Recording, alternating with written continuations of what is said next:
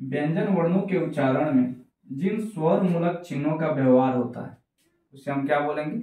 मात्राएं कहते हैं। व्यंजन वर्णों के उच्चारण में जिन स्वर मूलक चिन्हों का प्रयोग होता है, स्वर मूलक चिन्हों का प्रयोग होता है। अगर आपसे कोई भी व्यक्ति पूछता है मात्राओं के बारे में तो आप उसे डायरेक्ट ये भी बोल सकते हैं, स्वर मूलक चिन्ह, स्वर मूलक चिन्ह। उम्मीद है आपको समझ में आया होगा स्वर मूलक चिन्ह।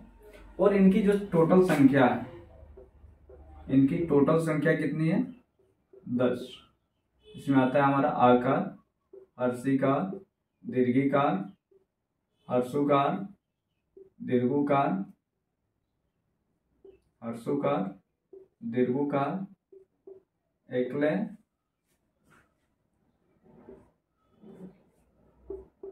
ये ए। फिर इसके बाद आता है हमारा ओ, औ। कितने हो गए? 1 2 3 4 5 6 7 8 9।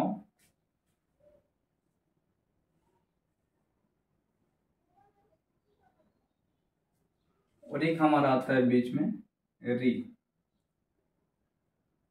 री जो होता है इसको याद रख लें आप, री हर दीर्घों के बाद आता है, तो यहाँ पे भी हम डाल सकते हैं री।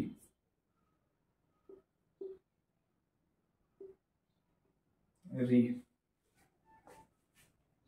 उम्मीद है आपको समझ में आया होगा। टोटल संख्या हमारी 10 हो गई।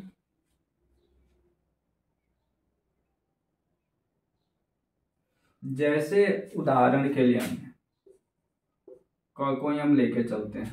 क का सबसे पहला होता है क। तो जब हम पहला मात्रा लगाते हैं तो ये हो जाता है क आकार का। इसके बाद जब दूसरी मात्रा लगाते हैं क हर्षई के। जब तीसरी मात्रा लगाएंगे क दीर्घई की। जब चौथी मात्रा लगाएंगे क हर्षऊ को। पांचवी मात्रा क दीर्घऊ को। बोलने में देखिए ह्रस्वी और दीर्घी में बहुत अंतर है। इसको हम की बोलेंगे, लेकिन इसको जब भी बोलेंगे की, पूरा दीर्घ। यहाँ पे हमारा जब हमने स्वर वर्ण पढ़ा था तो वहां पे हमने ह्रस्व स्वर पढ़ा था, दीर्घ स्वर पढ़ा था, मूल स्वर के जो उदाहरण होते हैं। उसके बाद क्री, क्री, क्री, ये जो उच्चारण होना चाहिए मूर्धा से। क्री हम जो पढ़ते हैं ना, कृष्ण, कृष्ण। और क्रिया, ये दोनों का उच्चारण एक ही हो जाता है। लेकिन मूल रूप से जब उच्चारण को देखा जाए तो जब हम उच्चारण स्थान पढ़ेंगे वहां पे हम जरूर इसको देखेंगे। और अब उम्मीद है कि आपको बहुत ज्यादा समझ में भी आएगा। कपर एकले के, कपर दुले कै, क का को, क का क।